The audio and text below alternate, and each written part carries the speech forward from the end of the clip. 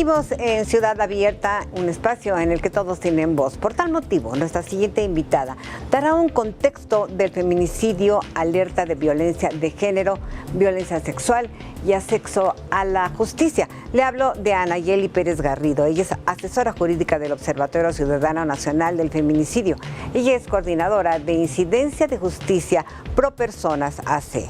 Asimismo, es abogada feminista y además fue abogada e investigadora de la Comisión Mexicana de Defensa y Promoción de los Derechos Humanos AC.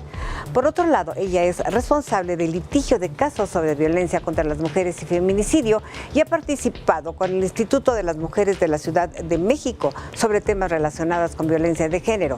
Ella está ya del otro lado del estudio. Gracias, Millas, como siempre. Anayeli, bienvenida. Hola, ¿qué tal? Muchas gracias por estar el día de hoy aquí hablando de mujeres, de las recomendaciones de la CEDAW. Feminicidio. ¿Qué significa el feminicidio? Bueno, el feminicidio es la muerte violenta de una mujer por el hecho de ser mujer, el asesinato de una mujer por el hecho de ser mujer, y ha habido mucha polémica sobre el concepto y el señalar que en el marco jurídico mexicano pues ya existía una figura que protege la vida de las personas, que es el homicidio. Claro. Sin embargo, en el contexto, en la realidad y en los procesos de justicia, las mujeres sufren discriminación no solamente al ser victimizadas o asesinadas, sino también en los procesos para acceder a la justicia. Entonces, el término feminicidio fue un concepto que se utilizó desde los años 90 para visibilizar una problemática, bueno, tiene una historia más amplia, claro, pero se retoma con Juárez para visibilizar estos asesinatos de mujeres que estaban empezando a ser documentados en el ámbito público, porque el feminicidio no se reduce a los asesinatos de mujeres por parte de las parejas, sino también los cuerpos de las mujeres hablan y presentan ciertas violencias donde se visibiliza esa discriminación y el odio hacia las mujeres. Y por eso era importante, uno, darle un nombre específico para visibilizar esas violencias, y también para el acceso a la justicia, pues el homicidio queda corto, digamos, hasta para los procesos de investigación, donde pues solamente hay que acreditar la privación de la vida. Y cuando se asesina a una mujer hay muchas características que le llamamos ahora razones de género, que podemos que nos permiten incluso llegar a la verdad o llegar a los asesinos, cuando se trata de las parejas, cuando existe violencia sexual en los cuerpos, cuando las lesiones son infamantes, son características... ¿Son lesiones? ¿Qué puedes decir? Infamantes. Infamantes. ¿Qué significa infamantes? Que los asesinatos de mujeres... cuando se trata de feminicidio, implican una saña, digamos, que en el homicidio es saña, y los asesinatos son cometidos con armas que incluso tienen que ver con el contacto físico de las personas, y eso representa el odio hacia las mujeres, ¿no? O sea, digamos, es un crimen de odio. Es un crimen de odio, es un crimen de odio, es un crimen por ser mujer. ¿Y qué dice la CEDAW? Bueno, en esta evaluación, el comité de la CEDAW realiza una serie de recomendaciones en materia de violencia contra las mujeres, pero es muy preciso el comité en cuanto al reconocimiento de la persistencia de patrones generalizados de violencia contra las mujeres, y pone el énfasis en la violencia feminicida. Violencia feminicida no abarca solo el feminicidio, también las desapariciones, la violencia sexual, la tortura, donde está reconociendo que México tiene una violencia generalizada, y que esto implica que existan patrones y que sea sistemático, y que cualquiera de nosotras podamos ser víctimas de esa violencia extrema, ¿no? Más allá de la violencia que se sufre por otras cuestiones de discriminación, que no es menor, pero sí hay una preocupación por parte del comité sobre el incremento de los asesinatos, a pesar de tantas recomendaciones. Sí, México tiene recomendaciones internacionales, lo tiene en materia de feminicidio. Claro.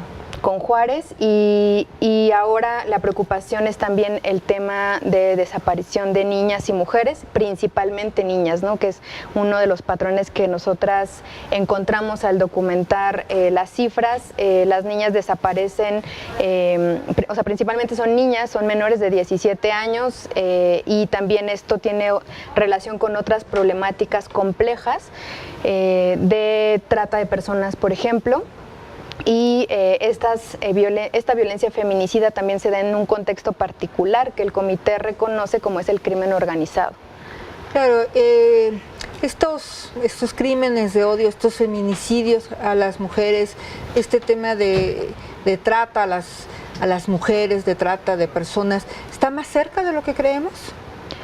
Pues sí, y está muy vinculado además a estas situaciones de vulnerabilidad o de interseccionalidad de los derechos de las mujeres, porque en el tema de trata, por ejemplo, estamos relacionándolo con la problemática de la desaparición y la desaparición de niñas y adolescentes. Eso es fortísimo. Entonces es un grave problema, digamos, se cruzan aquí las situaciones de vulnerabilidad, no solo el hecho de ser mujeres, sino ser niñas, ¿no? Ser menores de edad que son presa fácil, digamos, de los enganchadores.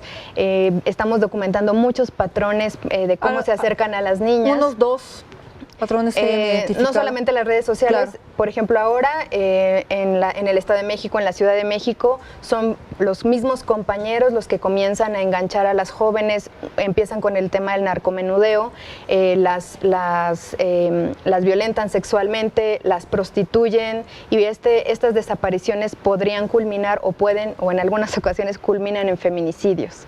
Y estamos hablando pues de una cercanía, digamos, de que el entorno ya es muy, muy violento para las jóvenes y que tienen alta vulnerabilidad, además por todos los estereotipos que aprendemos.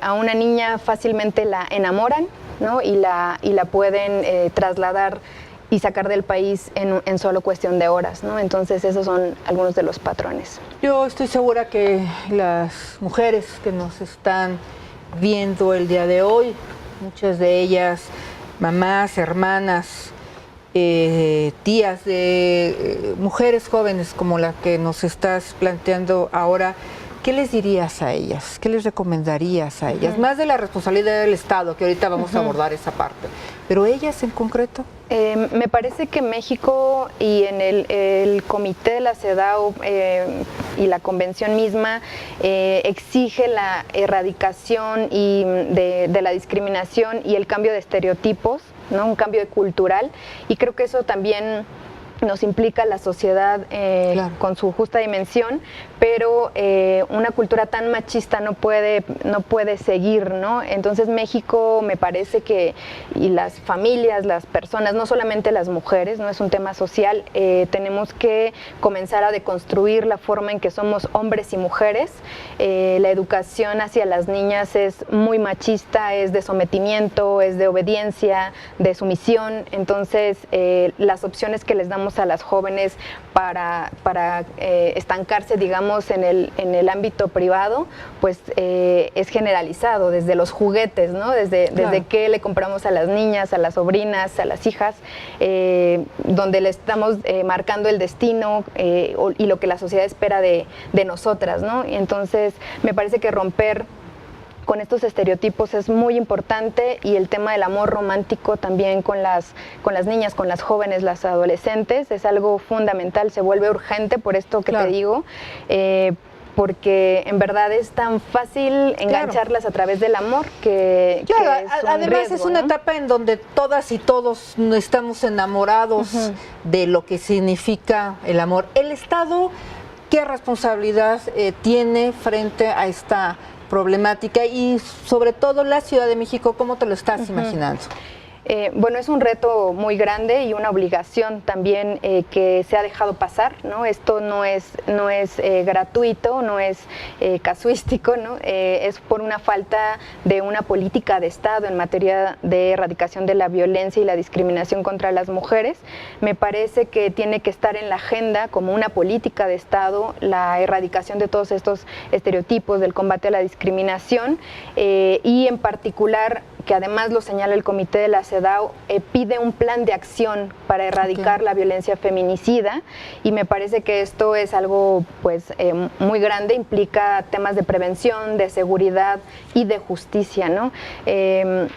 México pues tiene como característica la corrupción y la impunidad, y eso es una deuda que hay que saldar. Me parece que el gobierno de la Ciudad de México y en general el país tiene que depurar las fiscalías, las procuradurías. Hay gente muy corrupta que se presta, peritos que determinan, por ejemplo, que son suicidios y no feminicidios. Ese es un patrón que encontramos, y son peritos egresados de universidades que desde mi punto de vista no deberían tener ni siquiera una cédula profesional por atreverse a sustentar las verdades históricas.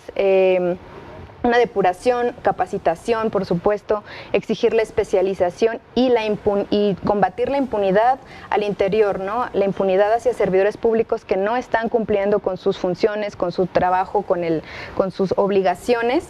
Esto, bueno, en materia de justicia, y en materia de seguridad, pues que también lo marca el comité de la CEDAW, hay una falta de información donde tienen que hacer diagnósticos todo el tiempo, pero lo que pide la CEDAW es que se tengan los mecanismos, digamos, automáticos para tener la información y poder focalizar la política pública y la política de seguridad. Miguel, muchísimas gracias por esta explicación, muchísimas gracias por estar aquí con nosotras el día de hoy. Gracias. Muchas gracias a ustedes. Vamos a un corte y regresamos.